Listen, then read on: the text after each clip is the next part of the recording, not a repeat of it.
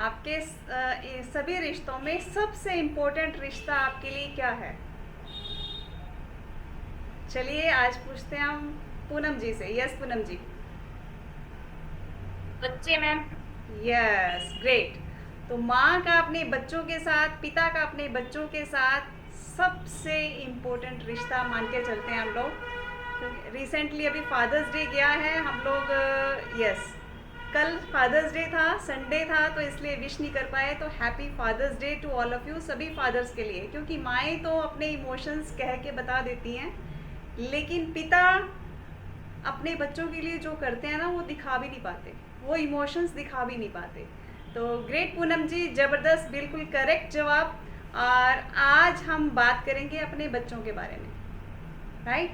तो बच्चों की सेहत हम माँओं के लिए सबसे ज़्यादा इम्पोर्टेंट है, क्योंकि अगर बच्चे ही घर में ठीक नहीं हैं, बीमार हैं, तबीयत ठीक नहीं है, या इमोशनली भी कई बार डिस्टर्ब्ड होते हैं बच्चे अपनी स्टडी की वजह से, अपने स्ट्रेस की वजह से, तो उनका ख्याल कैसे रखा जाए? क्योंकि वो ठीक है ना, तो हमारे आधे दर्द अपने आप ठीक हो जाते हैं उनके चेहरों पे स्माइल देखकर, राइट। तो सबसे पहले आज के लाइफस्टाइल जो आज का चल रहा है उसमें कहीं ना कहीं हम तो डिस्टर्ब होते भी हैं, और हमसे भी कहीं ज़्यादा डिस्टर्ब होते हैं आज के बच्चे, राइट। तो उनका अगर हम जो है लाइफस्टाइल पे ध्यान दें, तो सबसे पहली चीज़ जो उनके लिए इम्पोर्टेंट है वो है स्लीप। हमारे लिए भी इम्पोर्टेंट है और बच्चों के लिए भी इम्पोर्टेंट है। क्योंकि उनके लिए क्यों ज़्यादा इम्पोर्टेंट है? क्योंकि उनकी ग्रोइंग स्टेज में सबसे ज़्यादा 2 से 12 साल तक के बच्चे ग्रोथ स्टेज में होते हैं। मैं कहूँगी 0 से 12 साल तक के बच्चे, यानी कि जब बच्चा पैदा होता है तब से ही उसकी ग्रोथ स्टार्ट हो जाती है। तो वो पीरियड उनके लिए सबसे ज़्यादा इम्पोर्टेंट है, और उस ग्रोथ में सबसे बड़ा रोल है स्लीप का। अगर वो प्रॉपर स्लीप नहीं लेते हैं तो क्या है, उनकी ग्रोथ रुक जाती है, और ग्रोथ रुक जाती है तो बॉडी देखने में बहुत अच्छी नहीं लगती, थोड़ा लीन स्किन होती है, पतली स्किन होती है, या तो बहुत अंडरवेट होते हैं या बहुत ओवरवेट हो जाते हैं। ये बच्चों पे भी लागू होता है। आज के टाइम में नोटिस कीजिए बच्चे वेट कितने मिलते हैं, और हम जब बच्चे थे क्या हमें इतने नज़र आते थे ओवरवेट? कोई रेयर टू रेयर किसी के बहुत ज़्यादा प्रॉब्लम है तो कोई 100 में से, 1000 में से कोई एक बच्चा ओवरवेट नज़र आता था। लेकिन अब आप नोटिस कर चुके हैं आपके आसपास कितने ओवरवेट बच्चे हैं, राइट। तो सबसे पहला पॉइंट जो है स्लीप। अब स्लीप का प्रॉब्लम क्यों है आज के टाइम में? रीज़न इज़ दैट कि हम स्क्रीन के आगे टाइम ज़्यादा बिताते हैं और आउटडोर में टाइम हम कम बिताते हैं। हमें, हमारी आंखों को ये पता ही नहीं कि दिन का उजाला क्या है और रात का अंधेरा क्या है। हमें आधी रात में भी अगर हम फ़ोन के सामने बैठे हैं, हमारे बच्चे आजकल के फ़ोन के साथ बहुत ज़्यादा टच में है, या तो गेम्स खेल रहे हैं या सोशल मीडिया पे उनके ऊपर भी बहुत हावी हो गया है कि हम यूट्यूब की रील्स बना रहे हैं या कुछ भी है, राइट। तो हम स्क्रीन के इतने ज़्यादा टच में हैं, ओके, चलिए, स्क्रीन के इतने ज़्यादा टच में हैं कि हम दिन का उजाला नहीं समझ पाते और रात का अंधेरा नहीं समझ पाते। तो इसीलिए इससे 2 पॉइंट निकल के आते हैं कि बच्चों की स्लीप अच्छी बनाने के लिए उनको नेचर के टच में रखें। दिन क्या है, दिन का उजाला क्या है। आजकल हमारे घर भी ऐसे हो गए हैं कि वो बंद बंद हैं, ओपन नहीं हैं।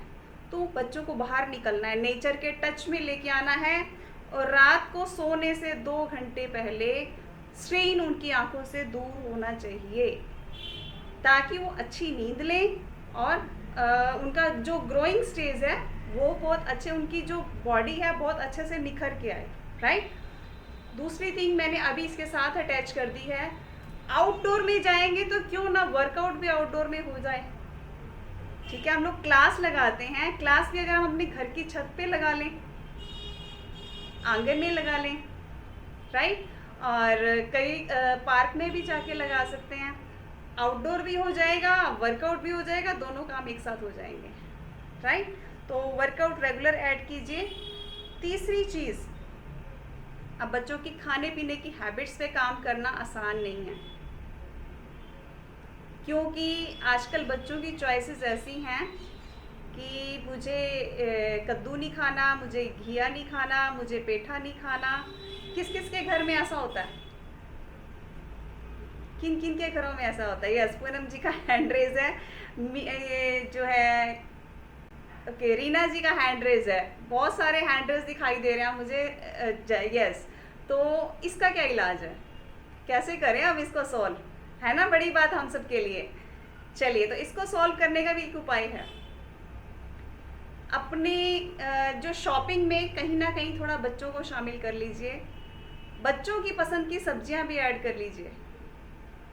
राइट, उनको साथ में शामिल करिए। बेटा आज कौन सी सब्जी में, चलो अपन शॉपिंग करते हैं, सब्जी या फ्रूट जो भी लेके आना है उनको साथ लेके जाएं, उनकी चॉइस कराएं। जब उनकी चॉइस कराएंगे ना, आप ये यकीन मान के चलिए कि वो सब्जी घर आके ज़रूर खाएंगे। हो सकता है वो घिया तोरी नहीं खाएं या वो शॉपिंग नहीं करें, हो सकता है भिंडी की परचेज करें। आज आपने उनकी चॉइस का बना लिया, उनको खिला दिया, कल फिर आप शॉपिंग पे लेके जाएं। बेटा आज कौन सी, सब चेंज करते रहें उसको, कहीं ना कहीं वो भी अच्छा। उसके बाद शॉपिंग के साथ साथ उनको बनाने में भी शामिल करें। कैसे बनती है कौन सी सब्जी, उनको ऐड करें। चाहे वो लड़का है चाहे लड़की है, आजकल सबको बाहर हॉस्टल्स में या पीजीज में या इंडिपेंडेंट अपने स्टडी के दौरान रहना पड़ सकता है। तो दोनों बच्चों को ये पता होना चाहिए कि कुकिंग क्या है, कौन सी चीज़ कैसे बनती है। जब इसमें शामिल करेंगे ना, एक तो उनको हाइजीन का ख्याल रहेगा, एक उनको इंग्रेडिएंट्स पता लगेंगे कि किस चीज़ के कितने फ़ायदे हैं और कौन सी चीज़ हमें नुकसान दे रही है। अगर वो पिज़्ज़ा बनाने का प्रोसेस पूरा देख लेंगे ना, कैसे उसका आटा जो बनाया जाता है, कैसे वो जो उसके ऊपर मोज़रेला डाला जाता है वो कैसे बनता है, कैसे उन वेजेस को काटा, अगर वो अपने आँखों से देख लें, शायद वो अपने आप दूर हो जाएंगे इन चीज़ों से। राइट, तो प्रोसेसिंग में उनको शामिल कीजिए। धीरे धीरे आप नोटिस करेंगे कि उनकी चॉइसेस में चेंज आने लगेगा। ये एक दिन में नहीं होगा, लेकिन एक दिन ज़रूर होगा। राइट, नेक्स्ट, प्रेजेंटेशन बहुत इंपॉर्टेंट है डिश की। आप सिंपल सी घिया की सब्जी की भी प्रेजेंटेशन एक 5 स्टार होटल जैसी कर सकते हैं। बस थोड़ी सी क्रिएटिविटी की ज़रूरत है।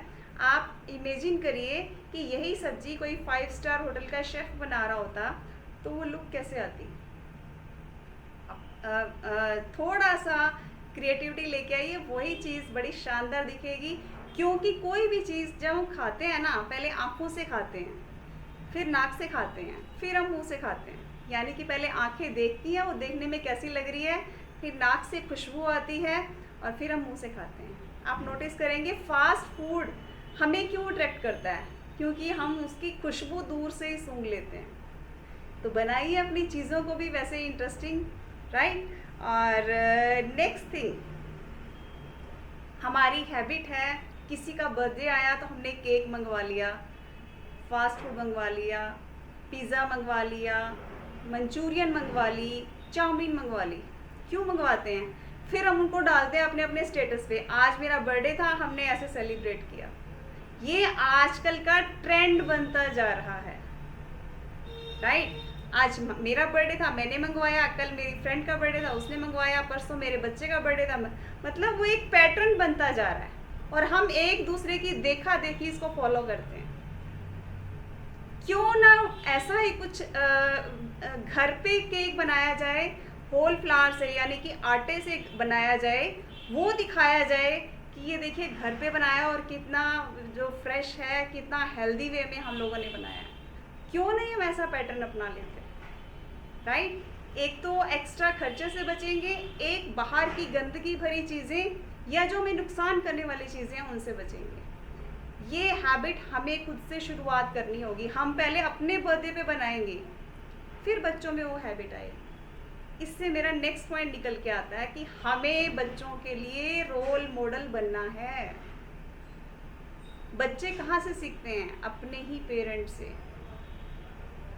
हम मतलब रात तक टीवी देख रहे हैं और बच्चों से हम एक्सपेक्ट करते हैं कि वो 7 बजे टीवी ना देखें। ऐसा कैसे हो सकता है? राइट, उन्होंने आपको ही फॉलो करना है। वो जो आप कहेंगे उसको फॉलो नहीं करेंगे, जो आप करेंगे उसको वो फॉलो करेंगे। राइट, तो अगर हम चाहते हैं बच्चों